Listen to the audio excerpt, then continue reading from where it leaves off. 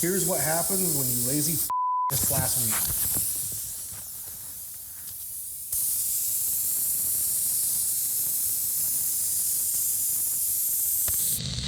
This time on Graveyard Carz, the parts room desperately needs an order to prepare for the assembly of the newly arrived 1971 Cuda convertible. And there's a helephant in the room after Mark was gifted a third-generation 426 Hell Crate engine at SEMA Show 2018. The pressure is on to decide what car will receive this epic 1,000 horsepower beast. The unburied dead, the unburied dead are coming back to life, coming back to life. Self-proclaimed Mopar master Mark Warman and his protege painter Will Scott get paid to bring Mopar muscle cars back from the dead. They work with Mark's daughter Alyssa and his cousin Dougie. They're willing to travel anywhere to retrieve a customer's car, detailing how it lived its life and how it died. After that, they bring it back to make it look just like it did the day it was born.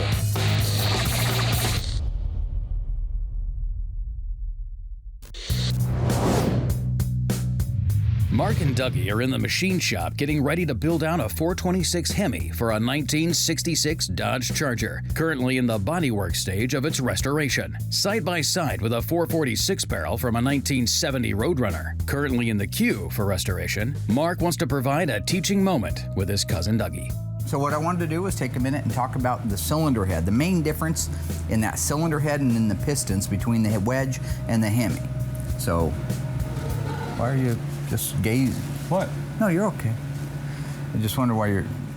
The reason the heads are so desirable, the reason the engines are so desirable for the 426 Hemi, because they perform like nothing else. They move more air, more fuel through them than any other engine on the planet. Now, when we turn them over, first thing you'll notice, two things. Look at the dome up in here. Look at the CCs inside that head versus the Wedge. Two, take a look at the intake and the exhaust valves. Those are big, those are huge. What is the measurement of that? The intake? Yep, intake right there. 202? 225. I got it. Yeah, it is. Okay, I'm glad you got your notes down there. Do you know what the size of the exhaust valve is on the 426 Hemi? 194? 194, that's right. Oh, I got You know one. the answer, you should throw it right out there. What is the intake valve size on the 440 Wedge? I don't remember. Well, look at your cheat sheet. Oh, it's down there. Well, it hasn't moved. 174 and 208. 174 and 208. Very good, Doug. What?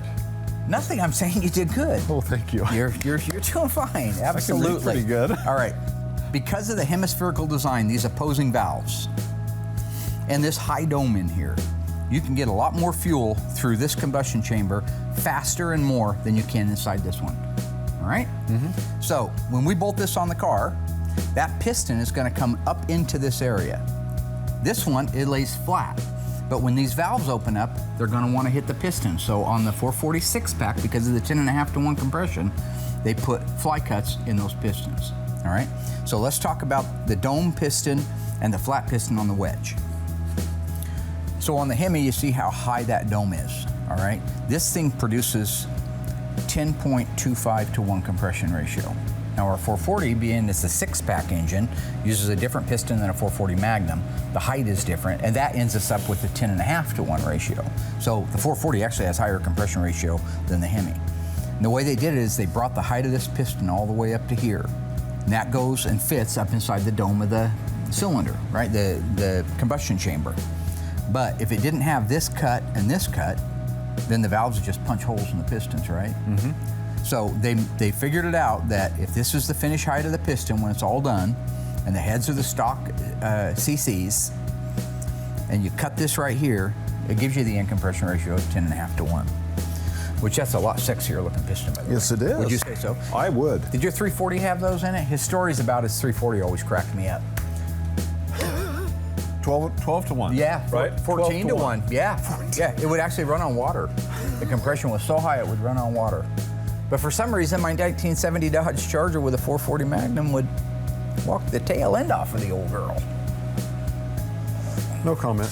Okay. Over on the Wedge engine, you got a flat-topped piston, but the height of it comes up so far. You see how it's flush against the deck right there? Uh-huh. It has to fly cut them. Just like those are fly cut a little bit, these are fly cut for the intake and the exhaust valve. So which one of those would you say that one accommodates? You know the answer, just shoot it right out. Exhaust. Okay, no, this one's going to be the intake, and that one's going to be the exhaust.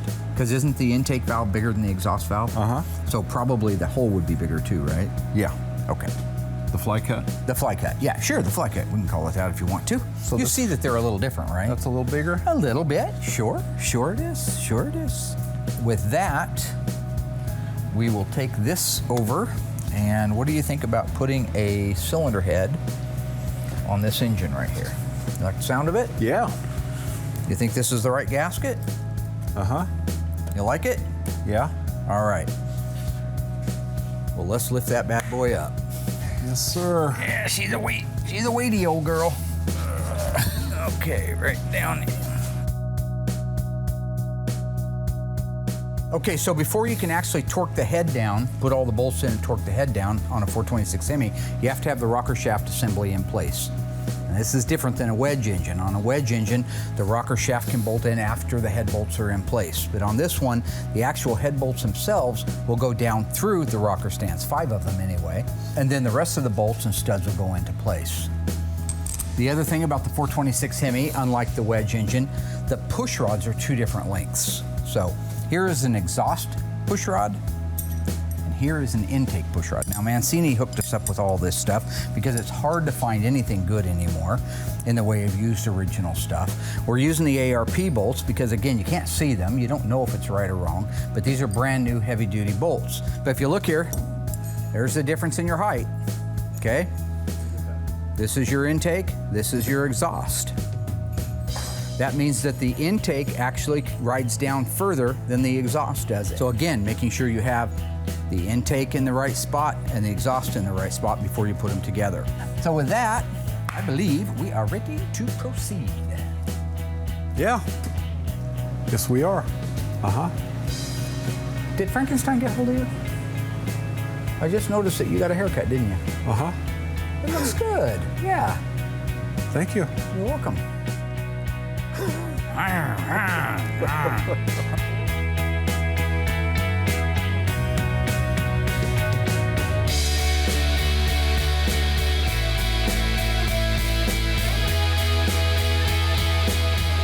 So now we'll just put in our different bolts. We've got the nuts in place. We'll just run these down a little bit with the wrench. So we're just gonna put a little something on there. Take the slack out of the bolt.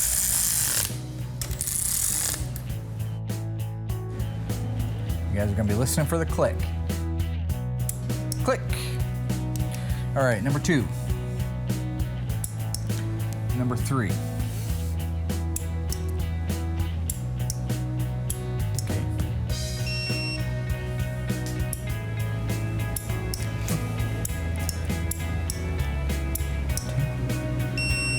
And 17. Measure IQ. And that goes down there. Oh, you're sweating. Stop it.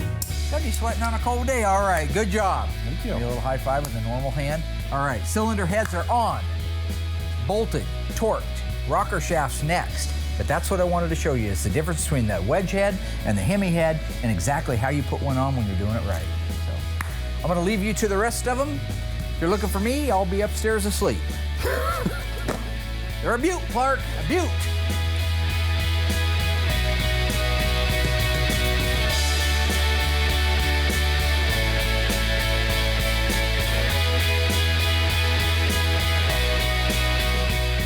Our 1971 Plymouth Cuda convertible BS27 H1B 340 with a D13 manual transmission. Just came out of the paint shop. So we are getting ready to go over the entire parts order that we need to put into Classic Industries and the different vendors so that we can start assembling the car.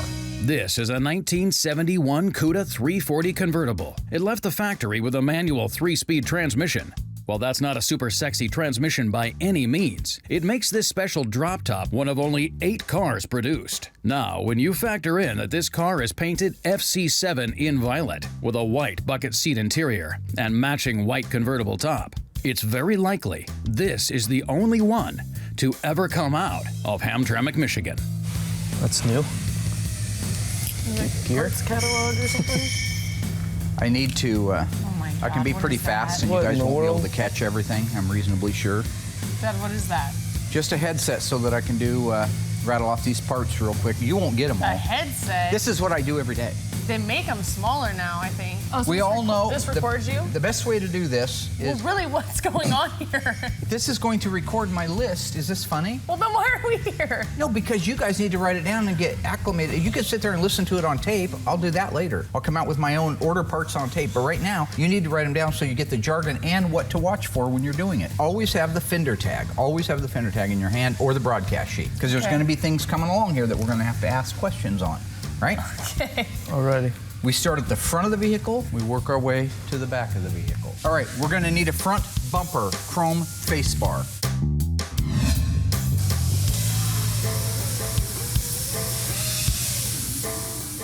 With some new technicians in the shop, Will checks in on the jamming prep for a 1971 Cuda to be painted in rally red. Well, that looks very good. Is it coming off pretty easy? What's that? Is it coming off pretty easy? Yeah, a little bit. So I got Delaney's car moved over to assembly. Car looks great.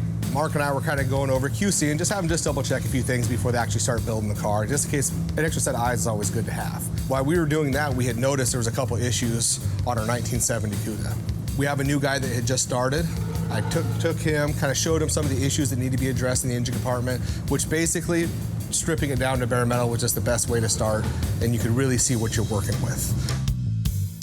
Grill mounting hardware kit. Cowl screens, we're gonna recondition those. We do want the new fender well block-off flaps. They go on that side over there and this side over here. They have little metal clips that hold them in place, but we want new ones of those. We want to order the fuel lines for it. So this is a 71. So it has the vapor return line that mounts up here and a 5/16 main fuel line that goes up to the engine. Fuel tank, sending unit, straps, J-bolts. We've got to get the dash assembly sent off to Instrument Specialties for a complete restoration. I want to reset the odometer to 0 and modify the AM radio to an AM/FM MP3 with an original look to it. Firewall installation, under dash installation. Steering column needs to be restored. We have all the pieces to do it in stock. Front seat upholstery, white. Buckets, no console. White interior door trim panels. Seat belts. What color seat belts M25. is this getting? Seat belts go black in this. Black, okay. White car gets black belts. Seat spacer kit, seat spacer nuts. Shift bezel boot, shift bezel. Get those from Pass On Performance. They're the ones that are doing all of our transmissions now. They've already rebuilt the 3-speed for it. Now that the engine compartment's completely stripped, I can really go through, assess the metal, really look at all the little details, because it's a camera area, so you do see engine compartments, and you see about 50% of them. But it does look good. A couple things I'll take the new guy through, kind of show him what I want to do. We'll get those things addressed, and then move on to the next process. That all looks really good. So next, we'll level the car out, and then I'll have you start inside the cab. You don't have to strip it down to bare metal, but I'll get you a DA and kind of show you what the inside of this looks like. So this is the first time I've done a Rally Red. It's a gorgeous, gorgeous color. It pops. This car is going to be stunning when it was done. When I came back, there was one that was already done by the former crew. And it was just a gorgeous car all the way around. So it does make it more exciting when you're doing a fresh color that you have not done. And when you roll it over there with some of the other great colors we have in the assembly shop, this is really going to pop with the rest of them. Still to come, Mark and Alyssa place an emergency parts order for the 1971 Cuda convertible. Why don't we wear this one? This one's cool. Because it's not a Roadrunner. It's purple. And Mark hears out Will on what car he thinks should receive the 3rd generation 426 Hell Crate Hemi. This is literally 10 minutes of my life that I will never get back. To be revealed at SEMA Show 2019.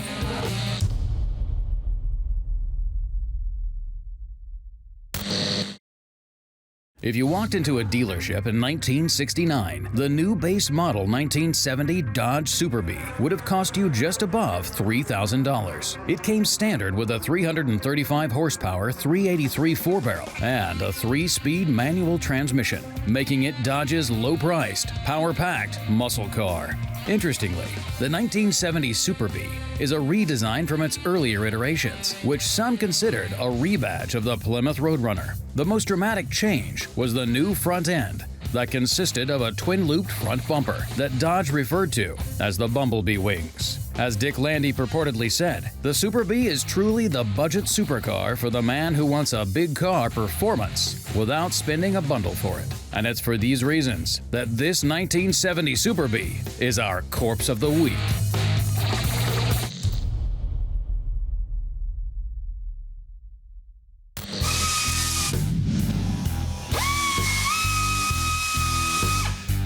In the body shop, Curious George is working on a 1970 Cuda with a 340. When the owner bought the car back in the late 1980s, it had already been painted several times, with the last paint being white with AAR-style striping.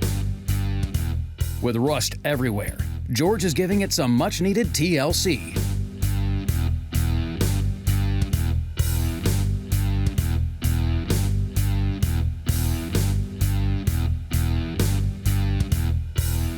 Meanwhile, back in assembly, Mark finishes his perpetual parts order performance.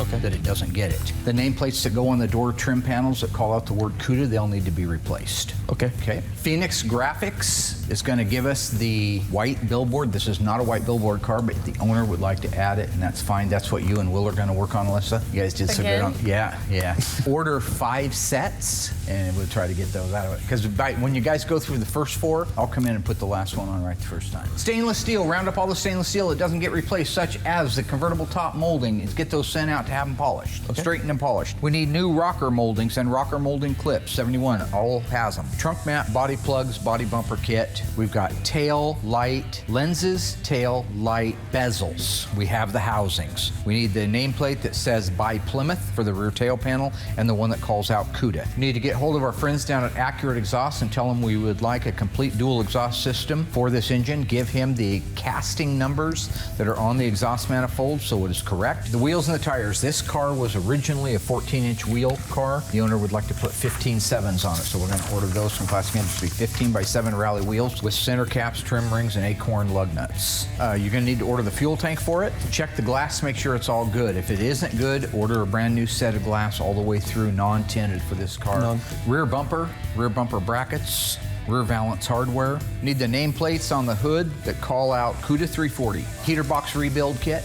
Gonna want to get a heater box rebuild kit for it coming. Hopefully the original A-pillar interior trim moldings are good because Tony makes them for a hardtop, but he doesn't make them for the convertible, so hopefully they're good. If they are, we save them at all costs. They should be black is my guess. There are convertible top weather strips that need to be replaced. Find out if Metro has those. Okay. They do order them from Metro. You're gonna want to get a dimmer switch for the floor, a new one. Okay, any questions of me? Well, no, I'm back at number 1, chrome face bar.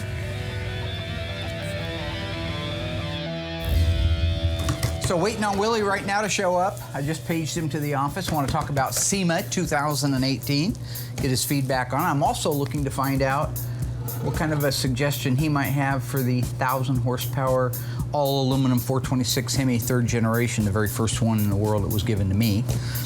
What he thinks we ought to put it in, so. Of course, I paged him 5 minutes ago. It takes him a little while to get up here. He's a very cool cat. Here he comes right now. Little Willie. Little Willie, Willie won't. Hello. What? Huh? Won't what? Quit drinking alcohol. Mark's called me up to the office. I really have no idea why, but most times it's usually a waste of time, but hopefully it's something good this time. What do you want to see me about? Hi. Hi. SEMA 2018. Little dead wagon, one of the most talked about vehicles at the show. You're welcome for that. A lot of jealousy going on out there in the world. I don't think so. SEMA 18 went great. I'm glad it's behind us. We got the A100 dialed in as soon as we got back. Now that that's done, we got to focus on 19, and hopefully we can start this project, now, as opposed to waiting like 3 months before SEMA like we did last year. As you're painfully aware, Mopar Let it go. It's 2017. It's the only one they've ever given out. So. It's still old. It's 2017. I think it's time to take that award and just move it outside to the shop because his head's getting bigger every year we do stuff. Mopar, these guys, make sure you can see me too, gave me the very first. I was there. 3rd generation. I was there. All aluminum. I was there. Crate Hemi that produces 1,000 horsepower. I would like to get your feedback on SEMA 2019 if you're still here. Why wouldn't I be? Just, you never know. People get a little big for their britches once they get on TV. Yeah, I'll give you that one. They're happy today, and then tomorrow somebody says, "You the man." What do you think we ought to put that 1,000 horsepower bad boy, what you gonna do, when I come for you? Please, man, getting up off edge and the man getting up. What are the lyrics to that song? That's the weirdest song. Well, my favorite car is a 70 Cuda, by far. What would you do with the Cuda, real quick? What color, what transmission? Kind of like a full resto mod type. Like we did 2 years ago? But complete. You know, the full interior. There was a Charger. Oh, you mean restaurant? You mean customized? The just full, yeah. Full-blown butcher. Okay, I'm thinking about that. It's becoming more popular. You know, these guys that buy these cars, they're high-dollar cars. They want the comfort of driving a new car while still having the look of an old one. And that's just something we haven't done yet, so I think it would be cool to get on board and kind of go that route on the occasion. There was like a 68 Charger that was down there. I saw it. With the complete interior. Yep. That was cool. It was a wild car. And it was done nice. Actually thought that was a cool car, and it was done really nice. Yeah, so maybe something along those lines. But, you know, we have done already, we did a muscle car, right? We did the Superbird, we did the Cuda. We are muscle car. Right. I'm with you. I truly want to do a 70 Cuda, full interior of a new car. So full leather, like Recaro seats, all like the inside of your car. Heated seats, and 1,000 horsepower, windows. and then what? Beef up the rest of the chassis to handle it. Yep. Have Ron come up and do all of his suspension underneath it. And that would be the ultimate car. That's the ultimate car. Yeah. I like it. And then painted a really cool color. I like it. I'm not gonna lie to you. I like it. But give me another. No, I like it. No, that's what I want. I'm just looking for 2 or 3 ideas from you before I could choose. Is that all right? No, that's what I want. That's okay. That's like when I came in here for the I know A100. you're used to getting what you want because your parents spoiled you your entire life. But let's say you couldn't have that. What else would it be? You literally age people around you. We do these cool cars, but we never do it to that extreme. So I was really hoping that we'd do something along those lines this year. So give me that's one more. Anything else? Well, if we do, it would be cool to do a truck. It would be cool to do a truck. Yeah. Which truck would you do? Like a Dodge, like a little power wagon. I like your ideas. I'm not going with any of them. I actually already got the car. What I was wondering was what kind of crazy concoctions you're going to have for the next 5 SEMAs, so you can. You have the car. I want to head that off at the pack. You have the car. Yeah, absolutely. It's outside. So apparently this meeting was a complete waste of time. He's already got the car. This is literally 10 minutes of my life that I will never get back. I wouldn't say that. Well, no, I would say that. I would say that. What's the car? I can't tell you. So why am I here? Meeting adjourned. Why am I here? I wanted to hear what your ideas were for SEMA. They have no bearing on anything because you purchased the car already. Oh yeah, I it's had no here. intention of doing anything you said. It's going to be either something from his childhood or something from a movie or something that he's thought up in his head that he's always wanted when he got older. Who knows? I'm just going to think twice before coming in here next time he's going to have a meeting. Hey. What? Mi casa es su casa. I just hope that it's actually something cool and something different than what we normally do. Knowledge is power.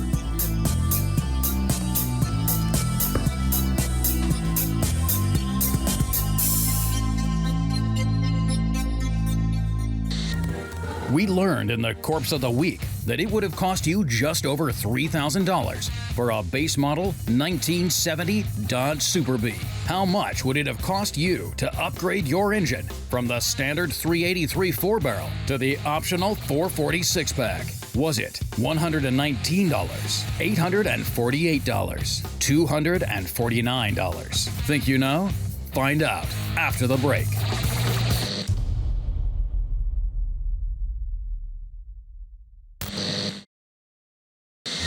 Okay, ghouls, how much would it have cost you to upgrade your engine from the standard 383 4-barrel to the optional 440 6-pack? $119 is how much it would have cost you if you had a Coronet RT. $848 is how much it would have cost if you upgraded to the 426 Hemi.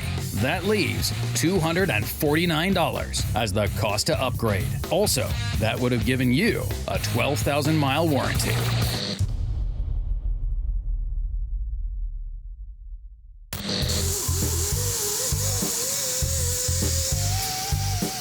Will checks in on the progress of the jamming prep on the 1970 Cuda. All these little grinder marks that he made, they need to be sanded back. So that way when the paint goes on top of it, it just looks cleaner.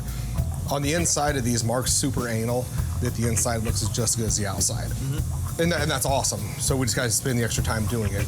I mean, it gets Dynamat over it, the carpet, you never see any of it, but he's still really, really picky about all of it looking just as good. In case somebody ever takes it apart, and they can look in there and say, holy crap, they actually do a lot of detail work in there. Yeah. So this is our DA. And you really can't mess this up. It's pretty self-explanatory. We do have some Bondo work to do, which I'll show you as we get further on in the process. But right now, it's just about getting all this sanded so the paint sticks and getting rid of all this crap here. Okay. So by taking the extra time to just address these little things, it makes it to where when we actually do the paint work on the jams, it looks just like the outside of the car. Other than that, yeah, just start sanding out this whole inside and getting all those grinder marks out of there and just make it look pretty. Sounds good. So it's just overall just a better quality for us. It gives us a better name, reputation, and the car just lasts that much better, and it just makes you more proud. Factory didn't do that, and a lot of resto shops don't do that now. But by painting every square inch, it'll never rust. These cars are covered top to bottom, so it's just the best and safest way to go.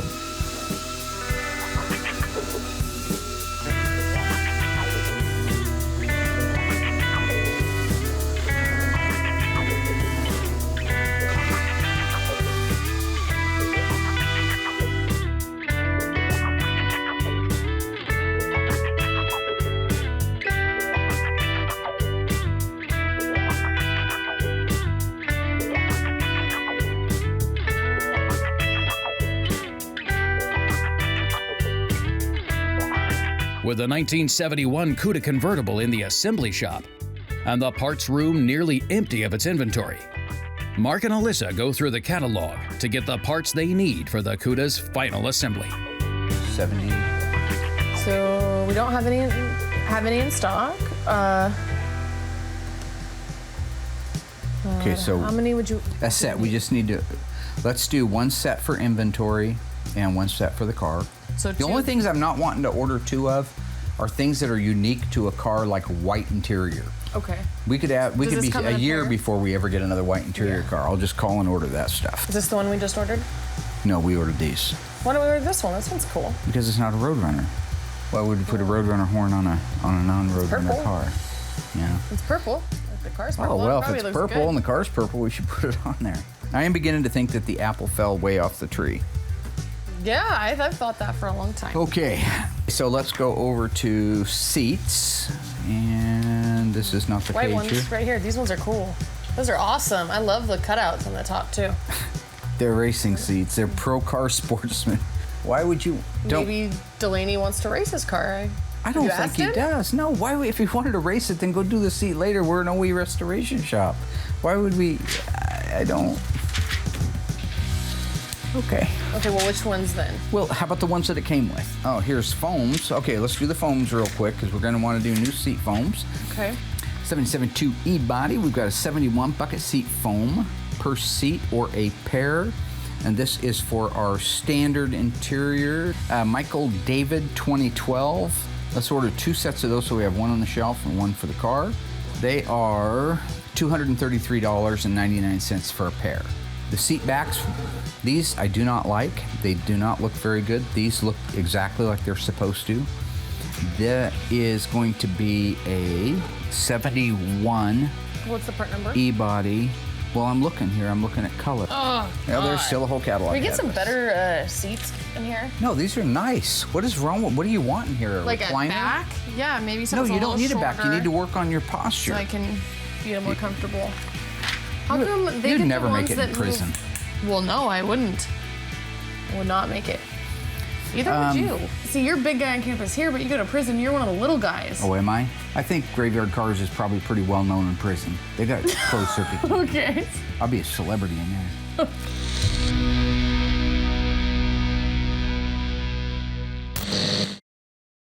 Stay tuned.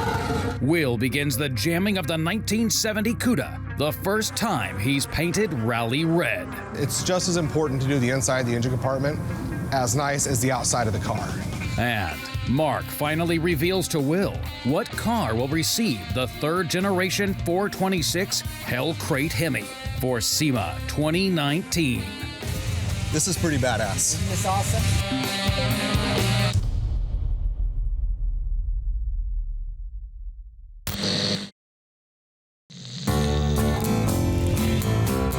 Door trim panels. Front door. These are injection molded. These are the good ones. These are the bad boys. So what's cool about these is for a long time nobody made them. They're injection molded plastic and they are the color of whatever the interior is, black, white, or blue, or whatever. The first round that came out and went around were terrible. The first people that remade them, awful. They were way too shiny. The grain was too big. It just wasn't a good part. But now, Classic's making them, and they're injection molded with the black or the white, and they are exact replicas of the originals. If you take a white door trim panel, go down and look at Doug's, the ones out of a 70 Barracuda Grand Coupe, and you look at them, all the grain's gone on them, and you can see where they're just chalky. Just like that, you can take your fingernails and just dig them. Yeah, They're old and chalky. These are brand new, they're beautiful, they fit like they're supposed to. So the front ones are Michael Echo 859-200, and that's $529.99. It's Barracuda front door interior trim panel in white. Tail light lenses, that's another great thing. So forever, these weren't available. And what happens is, they get old, they get warped. If you look at the back of some Cudas, you see they're actually sagging from the heat. If you take a car down in Arizona or something, and it's sagging and not looking right. These are brand new and they're perfect. They're licensed by Chrysler. These are right. These are authentic restoration parts. So we're going to go with new lenses and new bezels, and that'll make the back of that thing just pop. Michael Echo 1529 is a tail light lens 71 Barracuda. Is the bezel the same story? They didn't used to make those. They didn't make do? those either, absolutely. Yeah, so much stuff's being made now that you could darn near build a car out of one of these books. Is Classic the only people that are doing it, or they're just doing it the best? I think there are other companies making stuff, but the thing about these guys at Classic is they went out of their way and they actually make them. They actually have their own manufacturing. So the other ones are just, a lot of times, they're just reselling stuff that these guys make. That's why okay, so you go straight to the source. Go to the source and ask the horse. They'll give you the answer that you endorse, Mr. Ed. See, they're making the grills. Look at this stuff. You couldn't get them. We were paying $2 and $3 grand for a 70 Cuda grill and $5 grand for a 71, a mink, as Andy would call it, mink condition 71. They're making them. They're making them all. Okay, I think we got it. I get the convertible top from them too, but I like to have a conversation with them. I don't want one that's been on the shelf for 35 years. We're good. 119 lines. Very nice. All right. Okay, meeting adjourned. God, thank God. Are you gonna stay up here by yourself? No, just checking in, seeing what the chicks on Twitter had to say to me. Yeah. You're the best. You make us want to be a better woman, you know. If that's the case, c'est la vie.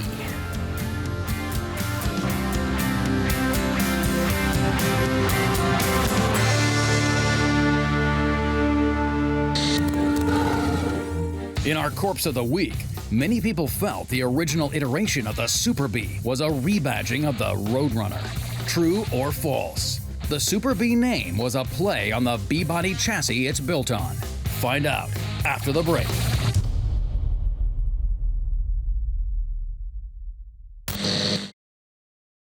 The Super Bee name was a play on the B-body chassis it's built on. That is true. The Super Bee used the Coronet body, which was 1 inch longer than the Belvedere-based Roadrunner. It also featured die-cast chrome emblems, whereas the Roadrunner used decals. The dash was taken from a Dodge Charger, and manual transmissions used a Hurst shifter and linkage. All these changes elevated its market placement, but added over 60 pounds of weight.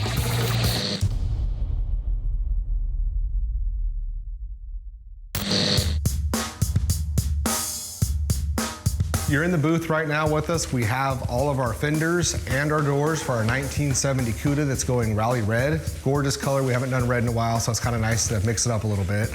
I'm gonna get these all the paintwork done on these. Not a whole lot to them. They're all scuffed, sanded, ready to go.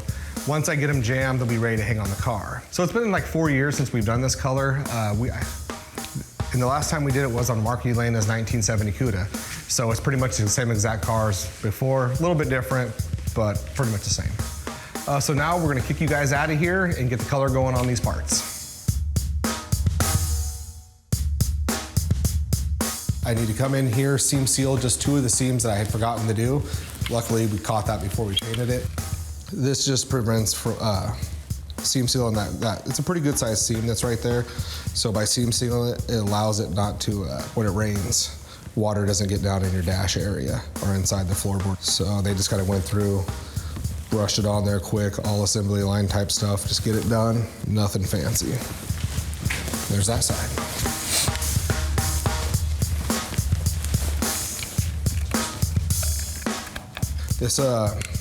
It's pretty basic. It's nothing fancy at all.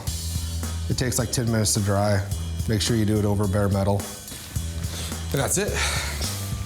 Paint won't stick to bare metal. So anything that's bare metal, you have to etch prime first. So you put that etch primer on there, and it literally is just like it says, it does etch to the bare metal, and then the paint will stick to the primer. This is the etch primer that we use, DP90. It's a good product. We've never had a problem with it. We put it on everything that we have that's bare metal, and yeah, it doesn't fail at all. And it's just a 2-to-1 mix. And then I usually do like a half a reducer just to thin it down just a little bit, so it sprays better.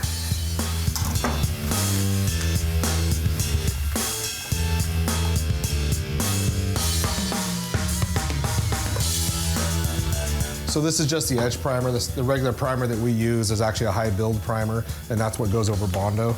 This edge primer is just strictly meant for going over bare metal. The high build just means it's super thick, and it's 3 or 4 coats, and it'll have everything covered, and that way we can make the car straight.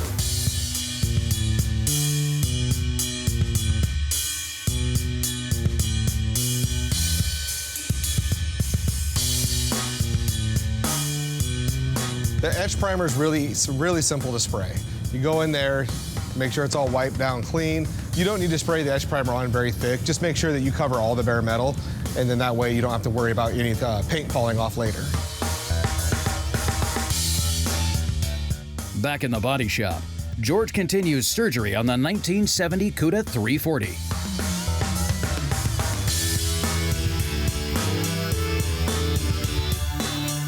When completed, this car will be our first to be painted FM3 Moulin Rouge, or Panther Pink in the Dodge lineup. Interestingly, the owner's wife wanted to drive the car, and not being fond of the idea, he pulled the engine out onto the premise. It needed detailing. It ended up being the last time the car drove.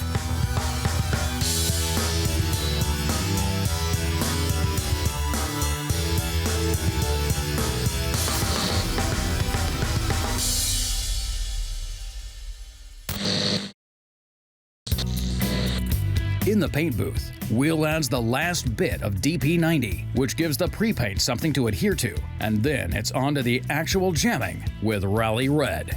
It's time to get the single stage mixed up and make it red. And the car is going Rally Red. It's a gorgeous color. We haven't done it in quite a few years, and we're doing it in a single stage. So it does go a little bit quicker, so you're not having to actually do it base coat, clear coat. You go in 3 or 4 coats, and you're completely done. It's just as important to do the inside of the engine compartment as nice as the outside of the car. So it's one of those high camera areas that just has to look perfect from start to finish. And these guys go to car shows, stuff like that. That hood's always open. People want to look at the engine that's in there, and then you also want to see the quality of the paintwork. Once I get the engine bay wrapped up, we'll hop inside, get the cab done, and then we'll get the trunk done. Then at that point, we can hang this whole thing together, start blocking it for final paint.